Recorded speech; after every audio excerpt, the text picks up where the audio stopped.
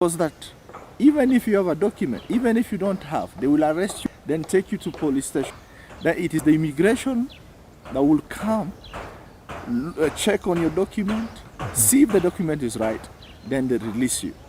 I was arrested. I ended up in, police. Those days I could not even speak some little English. Leave alone, I could not speak Swahili, I couldn't speak English, so I would speak French. And there were all kind of nationalities. I remember there's a guy I met once. When I was arrested, I remember I took my Bible. So I went with it in. So when he saw me with the Bible, holding my Bible, he automatically guessed that this man could be a Christian. So he came talking to me, we were trying to wrestle. So there was an interpreter. Somebody said, okay, because we are so many of us here, can I preach in English? Can you also preach? I said, yeah, I can try. He said, preach in French. So he preached in English, I preached in French. I remember at the end of it, there was a Kenyan man who came and said, we sang this song, Paulo na Sila, walihomba. We sang the song exactly. I'm telling you, in the morning, the same thing happened.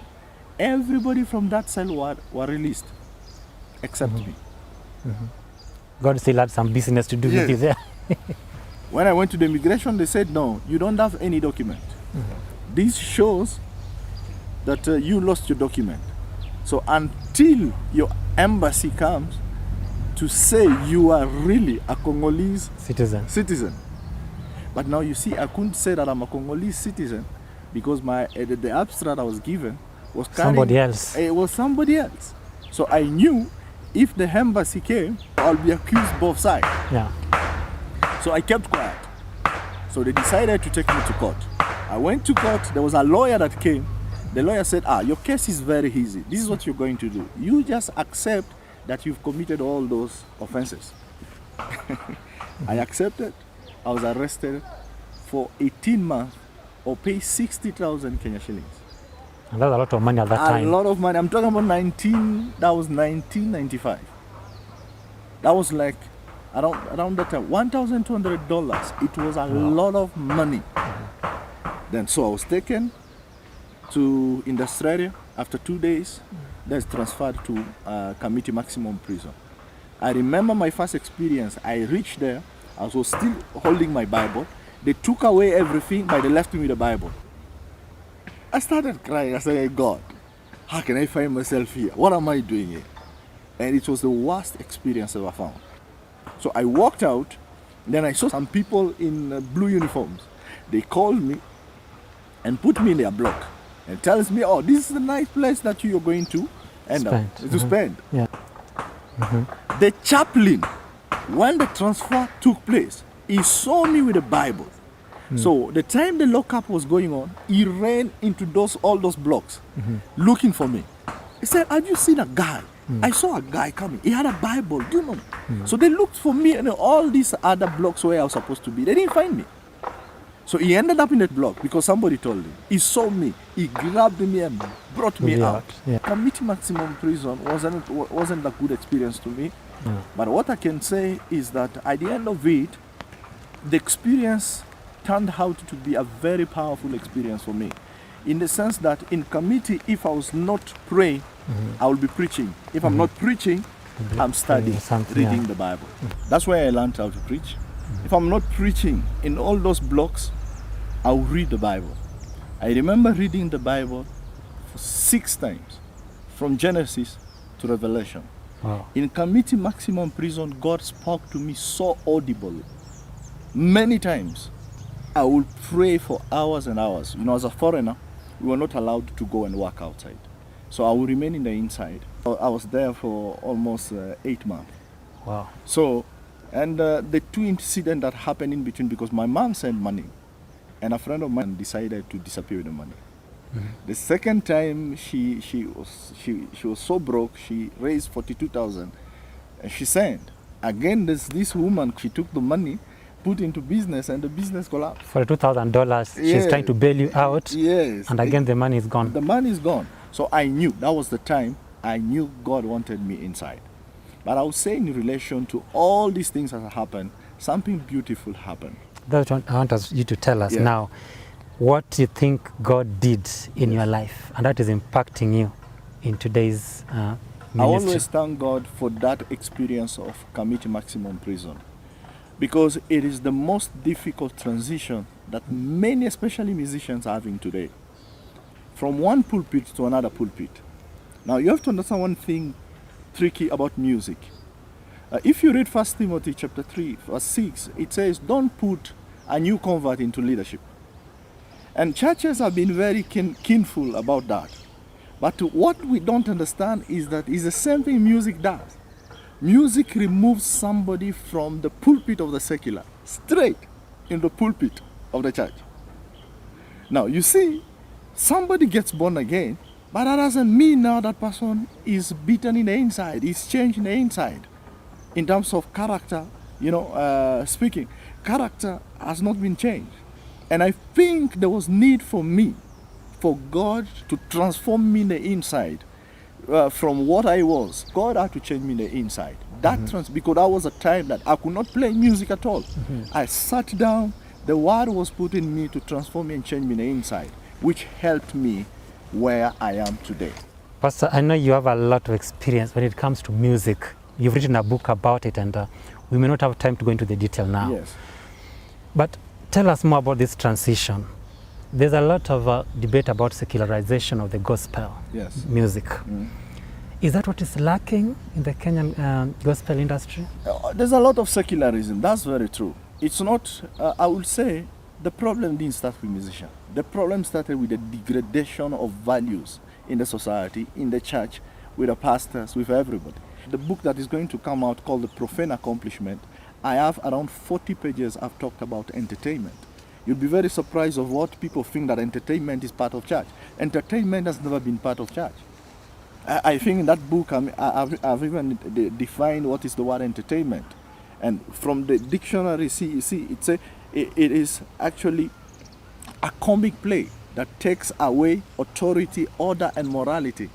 Extraordinary people are caught up in extraordinary events.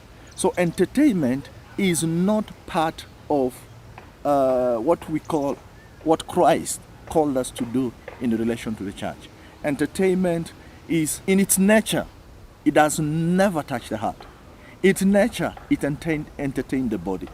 And that's why you see when we talk about music, in music, those three substances that we use, that the Bible even ascertains, it is powerful in relation to the melody, to the rhythm, and what we call the harmony. Because the Bible put an emphasis on the melody. Now, the melody, what is it? Ephesians chapter 5 says, sing melody into your heart. The melody is the word of God. So when the emphasis is put on the word of God, it is the word of God that changes, because the melody speaks to the heart of the person. But now, then there's the harmony. The harmony is the playing of the instrument. When you read 2 Chronicles chapter 5, it said they played in unison. Those beautiful instruments that brings that blended sound also accompany the melody. Then there is the rhythm. Now, the rhythm is the beating in the music. Now, the beating in the music always responds to the flesh, just like the harmony responds to the soul and the melody responds to the heart. So the Bible put an emphasis on the melody. So the melody is emphasized in the song, then all these other things comes to back the music. But when the emphasis is put on the rhythm, you kill the melody. Actually, in one of my books, there is an interview by this spokesman of the Church of Satan called Nicholas Schrick. He was interviewed by a preacher, Bob Lasson, a Pentecostal preacher. This man said, music of today is an absolute swell. It is designed this way to keep young people passive. So which means something that is passive is something that is external, fleshly, flesh. And whenever you put an emphasis on the beat, and that's why you find most of music today, the emphasis on the beat. You even struggle to hear the melody. So automatically the flesh takes over, and that's entertainment. Pastor, we'll need another session to talk about just that. It is just so deep. Yes.